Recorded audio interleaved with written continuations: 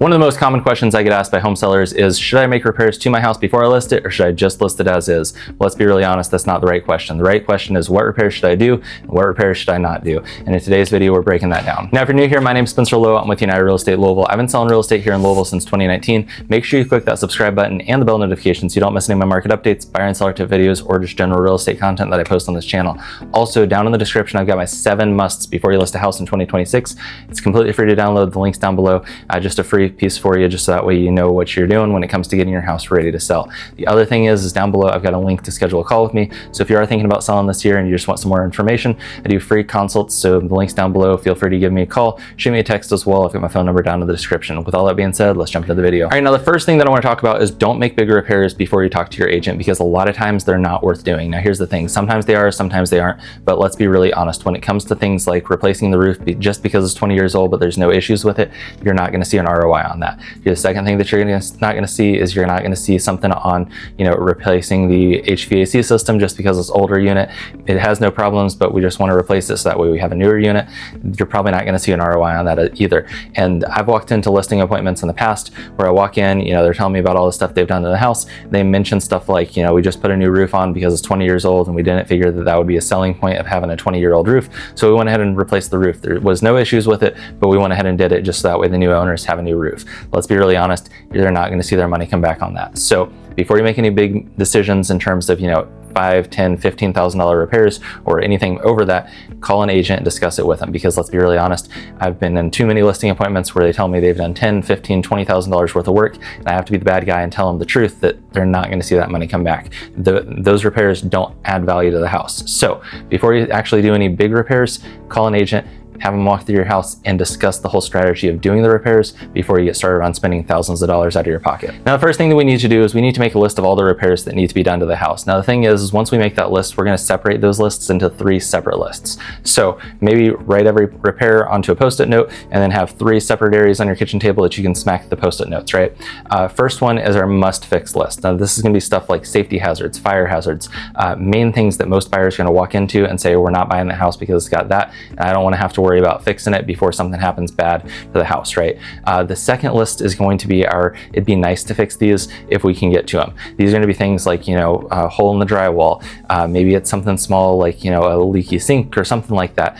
Those repairs we still want to make, but it's not necessarily something that buyers are immediately going to write the entire house over, write the house off or mark the house off their list because of those repairs, right? And then the third list of repairs that we're going to do is going to be our don't bother, because there is no ROI on them, so it's not even worth doing. And we're going to break these down a little bit more, but we just want to make sure that we kind of discuss, putting each repair into 3 different buckets, because let's be honest, not all repairs are the same. A fire hazard is not the same as, a leaky sink. And the way that a buyer is going to perceive a fire hazard versus a leaky sink is going to be 2 completely different, mindsets in terms of, especially, when buyers go to buy a house, they're looking for that confidence in that house. And so the fire hazard scares them. The leaky sink doesn't necessarily scare them. It's something that needs to be fixed. It needs to be addressed, but at the same time, it's not going to burn the whole house down. So a lot of buyers are going to be way more comfortable with the leaky sink than they are going to be with that fire hazard. So we want to make sure that we understand that first thing is that not all repairs are equal when it comes to listing your house. Now, the first category of, must fix list, that's going to be our lists of, HVAC is not working, the roof's leaking, there's a, water leak someplace in one of the walls.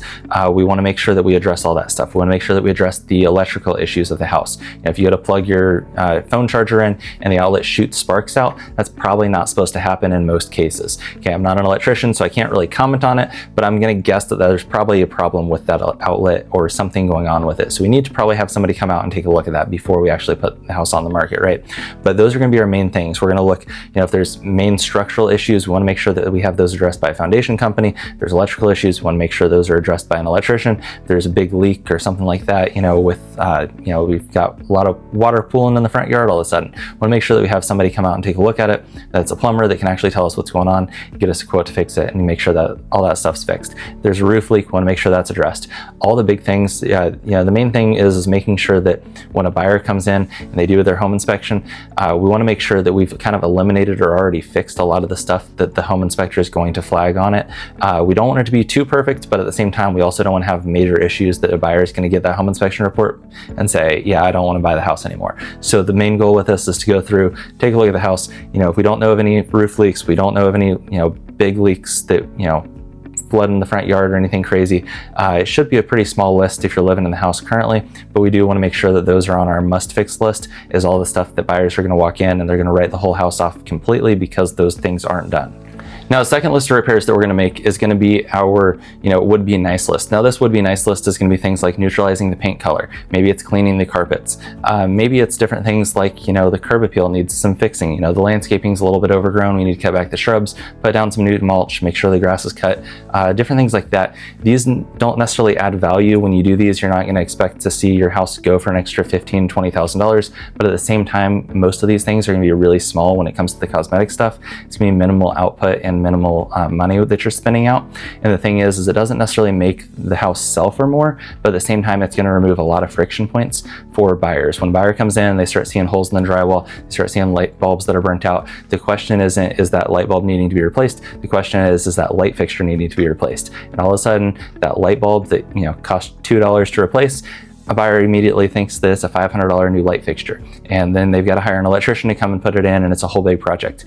It's a light bulb, it's $2. So let's go ahead and put the new light bulb in and do those little things, tie up some loose ends, maybe, replace the hardware in the kitchen for the kitchen cabinets. Different things like that have a big response when it comes to listing your house, and the way that a buyer feels about the property is gonna make all the difference in the world. So go ahead and fix those small cosmetic stuff, but keep in mind that's in our would be nice list. The first category of it is our absolute must fix list, and that's our fire hazards, our structural issues, our electrical problems, our plumbing problems. All that stuff is gonna be more of our urgent stuff, but this stuff is going to be stuff that removes friction from a buyer's perspective when they come in. It's not, all right, the kitchen hardware for the cabinets is a little dated. It's, oh, that's already been done, so we don't really need to worry about that. And they're automatically just kind of putting themselves at ease because all that stuff's been done for them. Now, the third category of repairs is going to be our, don't bother list. Now, this list is going to be things like full kitchen remodels, expensive renovations that don't really meet that location. Different things like that aren't really worth doing. I've seen people spend $50,000 to increase their sales price by $25,000. And so they've actually got $25,000 extra that they lost out of just because they wanted to do these fancy, renovations to the house. So it's really important to realize that up front, that a lot of times that, expensive kitchen remodel, the high-end upgrades that don't really match the area, all that stuff doesn't really pay a lot of the time. So go ahead and just take all that stuff, put it on the back burner, especially if it's, anything over, I'd say, $2,000. If you're thinking about doing it before you list your house, talk to an agent beforehand and they can kind of tell you whether or not it's worth doing or not doing, because at the end of the day, I don't want to come to a listing appointment with you when you call me to sell your house and sit down with you and you, all right, yeah, we put $15,000 into this, and I have to be the bad guy that tells you you're probably not going to see that money again. It's already gone, water under the bridge. Let's keep a positive attitude, but we're probably not going to see that $15,000 come back to us. So just know that up front.